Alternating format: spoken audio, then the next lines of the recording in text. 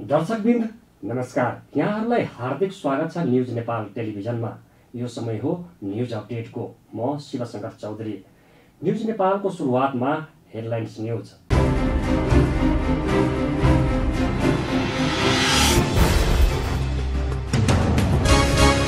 गणतन्त्र दिवसको अवसरमा बिहिबार नेपाल कम्युनिस्ट पार्टी नेकपाका अध्यक्ष पुष्पकमल दाहालद्वारा शुभकामना सन्देश जारी।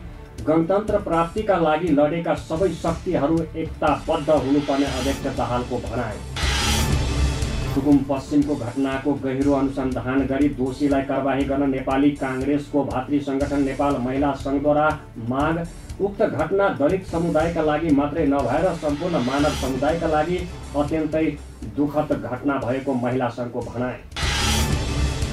रुकुम पश्चिममा अन्तर्जातीय प्रेम सम्बन्धको घटनामा मृत्यु भएकालाई सामाजिक शहीद घोषणाको माग।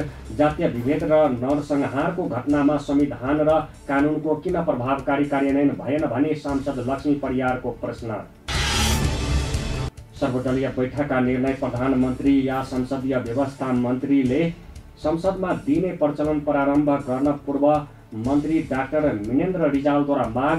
राजनीतिक स्थायित्व कायम भइसकेकाले यस्तो चलन चलाएमा संसदीय सार्वभौमिकता कायम रहने पूर्व मन्त्री डाक्टर रिजालको भनाइ। र भारतमा 24 घण्टामा 6566 कोरोना संक्रमित थपिँदा 194 जनाको मृत्यु। संक्रमितको संख्या 1,58,000 भन्दा बढी।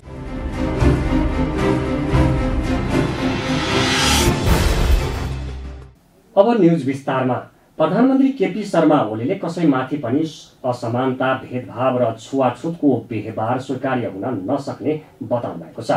13औं गणतन्त्र दिवसका अवसरमा शुभकामना सन्देश दिनुहुँदै प्रधानमन्त्री ओलीले गणतन्त्रमा जाति, वर्ण, धर्म वा अरू कुनै पनि आधारमा कसैमाथि पनि असमानता, भेदभाव र छुवाछुतको व्यवहार स्वीकार्य हुन नसक्ने बताउनु भएको हो। गणतन्त्र सामाजिक न्याय र समानतामा आधारित समृद्धि सहितको प्रणाली भएको भन्दै उहाँले महिला, दलित, पछाडि परेका कुनै पनि समुदाय माथिका कुनै पनि विभेदहरू ग्राह्य र सह्य हुन नसक्ने स्पष्ट पार्नुभयो। उहाँले गणतन्त्रलाई संस्थागत गर्न अधिकांश समय व्यतीत भएको यस अवधिमा पनि मुलुकले महत्त्वपूर्ण उपलब्धि हासिल गरेको र वर्षौंदेखि मूर्छित विकास र समृद्धिका सपनाहरूले साकार रूप लिन थालेको धारणा राख्नुभयो। गणतन्त्रलाई सबल तुल्याउन हामीले सामाजिक न्याय, सुशासन र समृद्धिका तीनवटै आयामलाई समुचित सन्तुलनका साथ अगाडि बढाइरहेका छौँ। गणतन्त्र गणहरू मार्फत अर्थात् जनताहरू मार्फत जनताको तन्त्र हो। जनतालाई केन्द्रबिन्दुमा राखेर जनताको इच्छामा र जनताका लागि सञ्चालित हुने शासन व्यवस्था हो।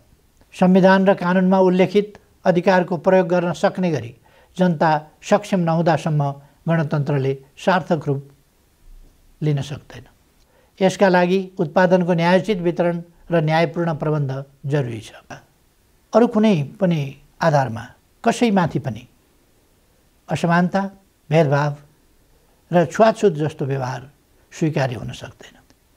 गणतन्त्र उन्नत लोकतान्त्रिक संस्कार भएको शासन प्रणाली हो। यहाँ विचारहरूबीच स्वस्थ बहस, मान्यताहरूबीच मर्यादित छलफल र असहमतिहरूको निर्वाध अभिव्यक्तिको प्रत्याभूति हुन्छ। तर घृणा, विद्वेष र विभाजन ग्राह्य हुन सक्दैन। गणतन्त्र विगतका अन्य कुनै पनि प्रणालीभन्दा शासन व्यवस्थाका हिसाबले मात्रै नभएर आचरण र व्यवहारले पनि उन्नत र परिष्कृत प्रणाली हो र हुनुपर्दछ। गणतन्त्रमा आफ्ना विचारहरू निर्वाध ढङ्गले अभिव्यक्त गर्न पाउने स्वतन्त्रता हुन्छ। तर आफ्ना विचार या स्वार्थका लागि हिंसा र आतङ्कको डर वा त्रासको वातावरण निर्माण गर्न वा त्यस्तो प्रयोग स्वीकार्य हुन सक्दैन। अधिकार र कर्तव्यको न्यायोचित सन्तुलनले नै गणतन्त्रलाई सफल र सार्थक तुल्याउँछ। सरकारको प्रयास गणतन्त्रलाई हरेक हिसाबले परिपूर्ण बनाउने कुरामा केन्द्रित छ। राष्ट्रिय एकता सुदृढ भएको बताउँदै आफ्नो निर्णय आफै गर्ने र आफ्नो विकासको बाटो स्वतन्त्र ढङ्गले चयन गर्ने राष्ट्रको सार्वभौम अभ्यासले नयाँ उचाइ लिएको उहाँले बताउनु भएको छ। यसैबीच बिहिबार 13औं गणतन्त्र दिवस मनाइएको छ। 2065 सालमा संविधान सभाको पहिलो बैठकबाट जेठ 15 गते संघीय लोकतान्त्रिक गणतन्त्र घोषणा गरिएको थियो। 2062-63 सालमा भएको जनआन्दोलनले मुलुकमा शताब्दीऔं लामो राजतन्त्रलाई समूल अन्त्य गर्दै मुलुकमा गणतन्त्र स्थापना गरेको थियो। नेपाल कम्युनिस्ट पार्टी नेकपाका अध्यक्ष पुष्पकमल दाहाल प्रचण्डले गणतन्त्र प्राप्तिका लागि लडेका सबै शक्तिहरू एकताबद्ध हुनुपर्ने बताउनु भएको छ। प्रचण्डले गणतन्त्र दिवसको अवसरमा बिहिबार शुभकामना सन्देश जारी गर्दै गणतन्त्र प्राप्तिका लागि लडेका सबै शक्तिहरू एकताबद्ध भई जनअपेक्षा अनुसार सुशासन र विकासमा समर्पित हुनु आजको राष्ट्रिय आवश्यकता हो भने बताउनु भएको छ। उहाँले गणतन्त्र प्राप्तिका लागि जनयुद्ध र विभिन्न जनआन्दोलनहरूमा आफ्नो प्राणको उत्सर्ग गर्ने शहीदहरूप्रति श्रद्धाञ्जली अर्पण गर्नुभएको छ। साथै बेपत्ता र घाइतेहरूको त्याग र समर्पणप्रति सम्मान प्रकट गर्नुभएको थियो। यसैबीच नेपाली काङ्ग्रेसका सभापति शेरबहादुर देवालले लोकतान्त्रिक संस्कार संस्कृति मूल्य र मान्यतामा आधारित समतामूलक समाजको निर्माण गर्न गणतन्त्र दिवसले सबैलाई प्रेरणा प्रदान गर्ने विश्वास व्यक्त गर्नुभएको छ। एक शुभकामना सन्देश मार्फत उहाँले नेपालको संविधानको रक्षक र संघीय लोकतान्त्रिक गणतन्त्रात्मक शासन व्यवस्थाको संस्थागत स्थायित्व कायम गरी मुलुकलाई आर्थिक समृद्धिको मार्गमा अग्रसर गराउनु पर्नेमा जोड दिनुभयो। साथै उनले लिम्बियाधुरा कालापानी र लिपुलेख नेपालको भूमि भएको र संसाझा दर्ता भएको संविधान संशोधन प्रस्ताव सकारात्मक भएको र केन्द्रीय समितिको बैठकबाट यसबारे संस्थागत निर्णय गर्ने अवगत गराउँदै काङ्ग्रेसको धारणाबारे कुनै पनि भ्रमपूर्ण समाचारको अलमलमा नपर्न समेत आग्रह गर्नुभयो। प्रमुख प्रतिपक्षी दल नेपाली काङ्ग्रेसले बिहिबारको कार्यसूचीबाट संविधान संशोधन प्रस्ताव हटेको विषयलाई काङ्ग्रेससँग जोड्नु गलत भएको जनाएको छ।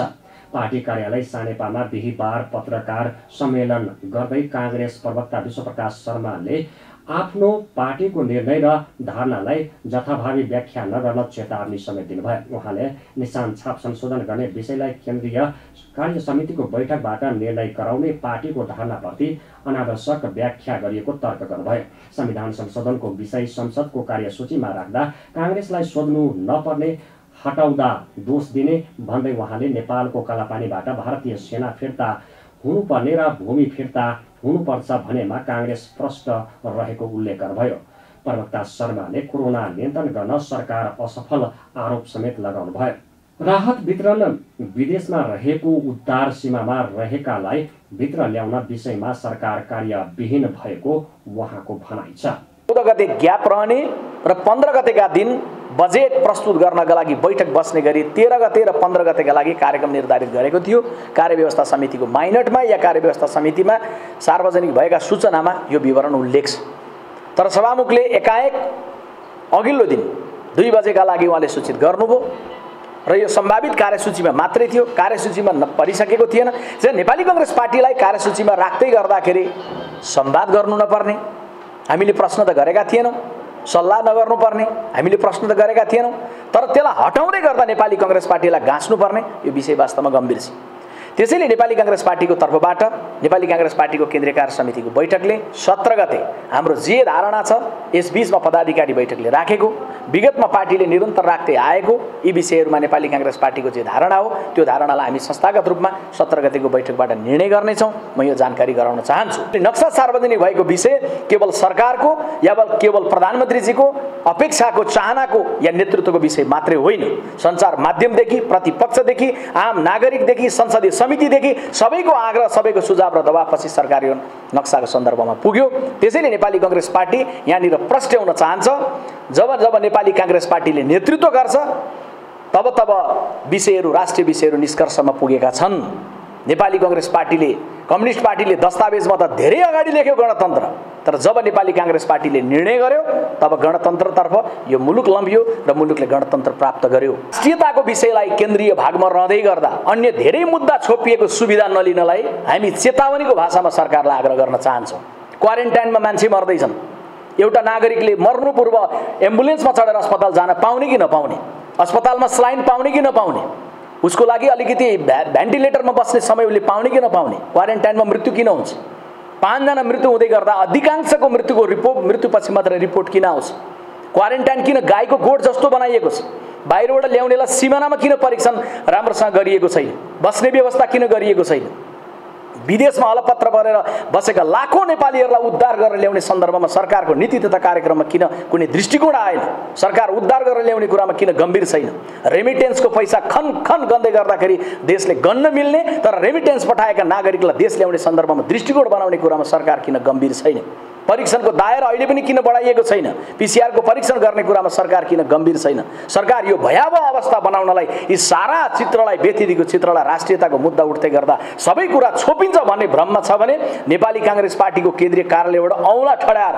सरकारलाई हामी अपिल र आग्रह गर्न चाहन्छौँ, नागरिकको मृत्यु भन्दै गरेको दृश्यलाई गनेर बस्ने जिम्मेवारी मात्रै बही खातामा बालवाटामा बसेर लेख्ने मात्रै दायित्व सरकारको या प्रधानमन्त्रीको होइन। उहाँले भूमि फिर्ता ल्याउने विषयमा सरकार प्रोपोगन्डामा लागेको तर्क पनि गर्नुभयो। उहाँले नेपाली कांग्रेसले नेतृत्व गरेको बेला मात्र विभिन्न विषयहरू निष्कर्षमा पुगेको इतिहास गरेको दाबी पनि गर्नुभयो। कांग्रेस संविधान संशोधनको विषयमा आधिकारिक धारणा तय गर्न शनिबार दिउँसो 1 बजे केन्द्रीय कार्य समिति बैठक पनि बोलाइएको छ।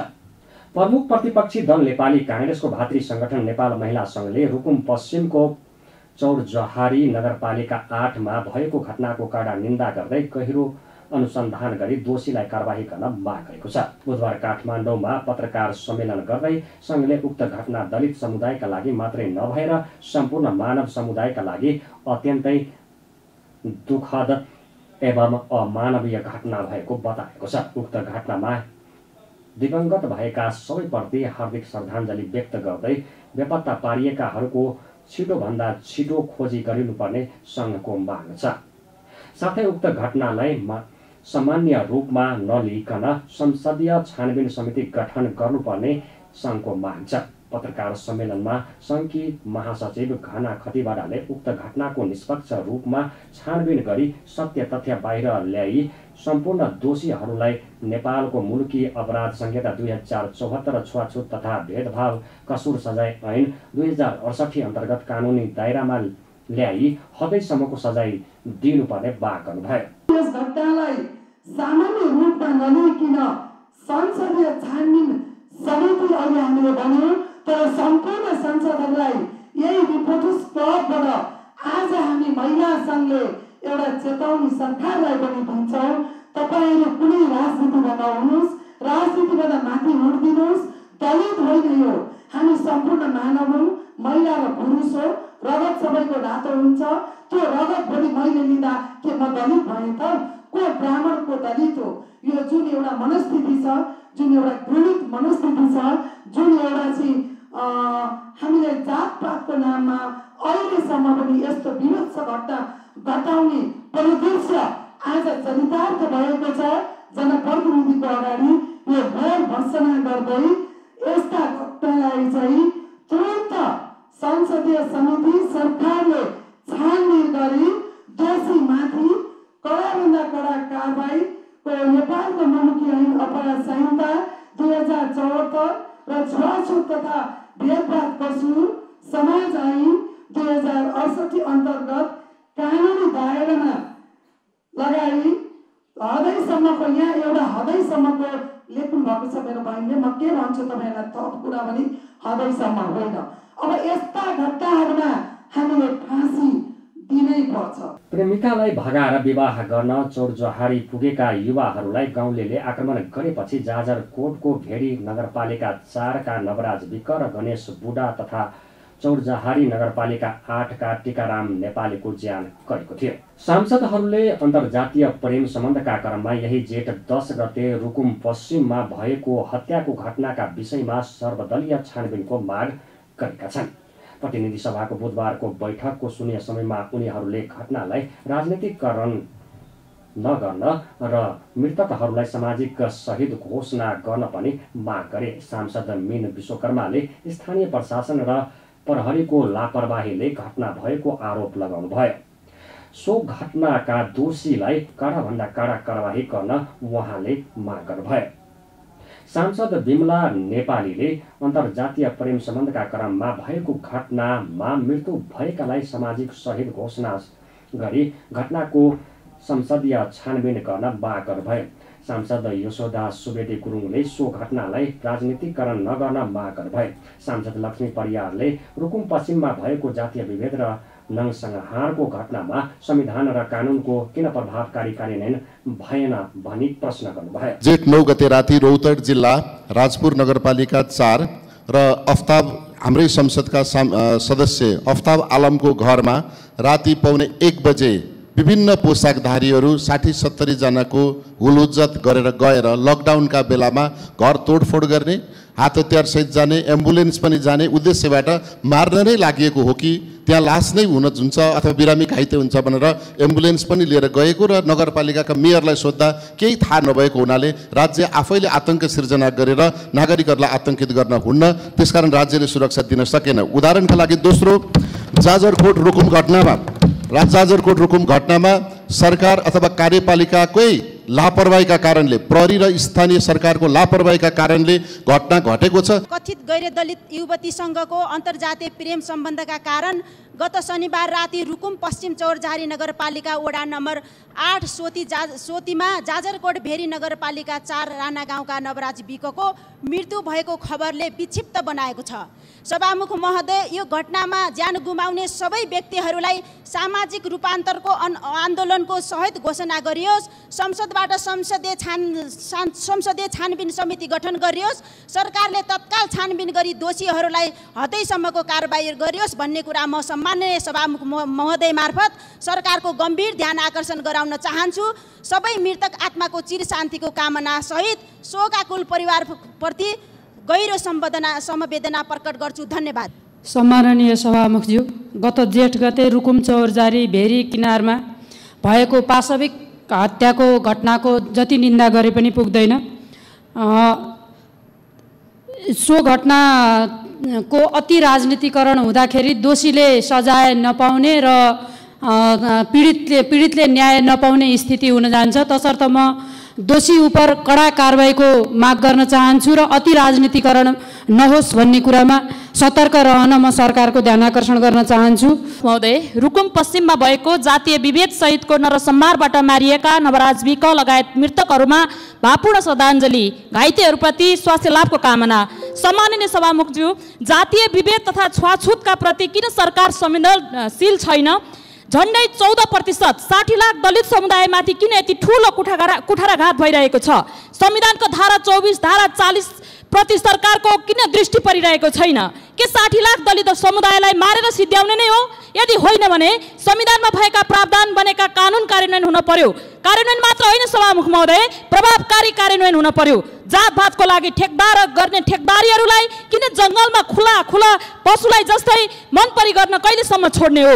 रुकुम पश्चिमको घटनामा मृतक परिवारलाई क्षतिपूर्ति सहित न्याय पाउन सकुन्, दोषी अपराधीहरूको यो या त्यो नाममा उम्कन नपाउन्। रुकुम पश्चिमको चौरझारी नगरपालिका 8 सोती निवासी सुषमा मल्लसँग नवराज विश्वकर्माको अन्तर्जातीय प्रेम सम्बन्ध भएको र विवाहका लागि साथीहरू लिएर केटीको घरमा जाँदै गर्दा स्थानीयवासीले कुटपिट गरी हत्याको घटना भएको थियो।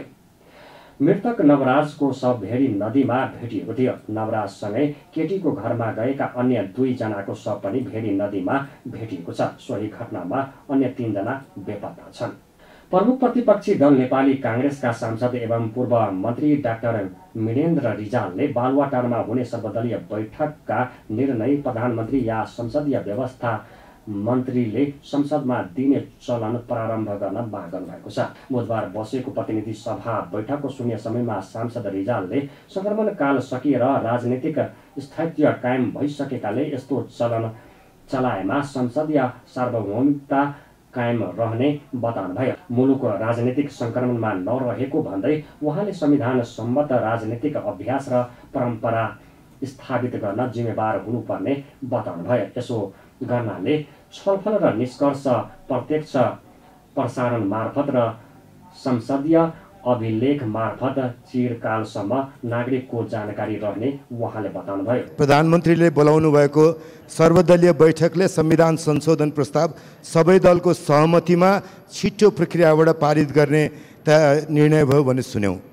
खुसी लाग्यो। यो हाम्रो कर्तव्य पनि हो।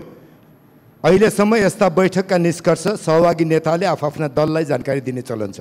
अब हामी राजनीतिक संक्रमणको चरणमा छैनौँ। संविधान सम्मत राजनीतिक अभ्यास र परम्परा स्थापित गर्दैछौँ। त्यस्ता बैठक अझ विशेषतः संसदीय गतिविधिसँग सम्बन्धित बैठकका निष्कर्ष सरकारको तर्फबाट प्रधानमन्त्री वा संसदीय व्यवस्था मन्त्रीले संसदलाई जानकारी दिने परम्परा सुरु गरौँ। त्यसपछिको छलफल र निष्कर्षको प्रत्यक्ष प्रसारण र संसदीय अभिलेखबाट आज र चिरकालसम्म आम नागरिकको जानकारीमा यस्तो कुरा रहनेछ। संसदीय उत्तरदायित्व सुनिश्चित हुनेछ। संविधानको मर्म र भाव यही हो। संसदीय सार्वभौमिकता पनि यही हो। सभामुख महोदय र प्रधानमन्त्रीज्यूलाई नम्रतापूर्वक तर गम्भीर रूपमा यो चलन प्रारम्भ गर्न अनुरोध गर्न चाहन्छु। धन्यवाद। सरकारले जारी गरेको लकडाउन 2 महिनादेखि जारी रहेको छ। गत वर्ष चीनको वुहानबाट सुरु भएको कोरोनाको संक्रमण बढ्न थालेपछि सरकारले गत चैत्र 11 गतेदेखि लकडाउन गरेको थियो। तर पछिल्लो पटक लकडाउनको उल्लङ्घन निकै बढ्न थालेको छ। काठमाडौँका विभिन्न चोकमा प्रहरी बसे पनि प्रभावकारी रूपमा जाँच नहुँदा उल्लङ्घन बढेको हो। पछिल्लो पटक लकडाउनलाई जेठ 20 गतेसम्म लम्बिएको छ। जेठ 20 गतेपछि भने लकडाउनको मोडालिटी परिवर्तन गर्ने तयारीमा सरकार छ। लकडाउनमा अति आवश्यक सेवाका सवारी र पास वाहक सवारी मात्रै सञ्चालनमा आउन पाउने भए तापनि अन्य सवारीहरू पनि निर्बाध रूपमा गुडेका छन्। पछिल्लो समय काठमाडौँ उपत्यका लगायत मुलुकभर कोरोना संक्रमितको संख्या बढ्दै गएको छ। भारतमा गएको 24 घण्टामा 6566 केस थपिएसँगै कोरोना संक्रमितको संख्या 1,58,333 पुगेको छ। भारतमा एक दिनमा 6000 भन्दा बढी संक्रमित देखिएको यो लगातार 7औं दिन हो। मे 22 मा 6088 जना संक्रमित देखिएका थिए। त्यस यता हरेक दिन 6000 भन्दा माथि संक्रमित थपिएका छन्। बुधबार बिहानदेखि बिहिबार बिहानसम्म भारतमा 194 जनाको कोरोनाका कारण मृत्यु भएको छ। यसैसँगै भारतमा कोरोनाबाट मर्नेको संख्या 4531 पुगेको छ। महाराष्ट्र, तमिलनाडु, गुजरात र दिल्ली सबैभन्दा धेरै संक्रमणको प्रभावित राज्य हुन्। महाराष्ट्रमा संक्रमितको संख्या 56948 पुगेको छ। त्यहाँ कोरोनाका कारण मर्नेको संख्या 1897 पुगेको छ। भारतको स्वास्थ्य मन्त्रालयले कोरोनाबाट ठिक हुनेहरूको संख्यामा सुधार आएको दावी गरेको छ। अहिलेसम्म संक्रमित मध्ये 42.45% ठिक भइसकेका छन्। भारतको राजधानी नयाँ दिल्लीमा 792 नयाँ संक्रमित थपिएका छन्। यसैसँगै त्यहाँ संक्रमितको संख्या 15257 पुगेको छ। दिल्लीमा 303 जनाले ज्यान गुमाइसकेका छन्। भारत कोरोना प्रभावित संसारकै खराब मुलुकको सूचीमा 10औं स्थानमा छ। विश्वभर कोरोनाबाट 56 लाख भन्दा धेरै मानिस संक्रमित छन् भने 3,50,000 भन्दा धेरैले ज्यान गुमाइसकेका छन्। हामी न्यूज अपडेटको अन्त्यमा आइपुगेका छौं। जाँदा जाँदै हेडलाइन्स न्यूज पुनः एकपटक।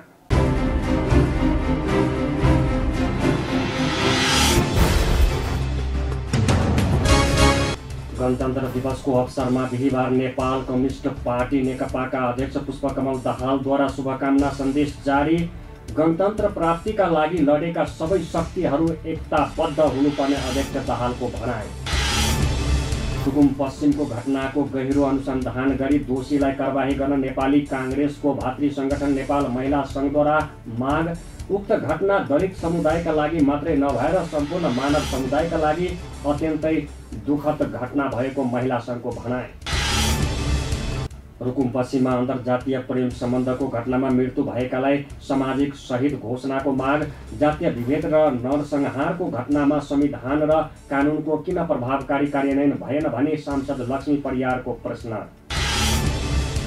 सर्वदलीय बैठकका निर्णय प्रधानमन्त्री या संसदीय व्यवस्था मन्त्रीले संसदमा दिने प्रचलन प्रारम्भ गर्न पूर्व मन्त्री डाक्टर मिनेन्द्र रिजालद्वारा माग। राजनीतिक स्थायित्व कायम भइसकेकाले यस्तो चलन चलाएमा संसदीय सार्वभौमिकता कायम रहने पूर्व मन्त्री डाक्टर रिजालको भनाइ। र भारतमा 24 घण्टामा 6566 कोरोना संक्रमित थपिँदा 194 जनाको मृत्यु, संक्रमितको संख्या 1,58,000 भन्दा बढी।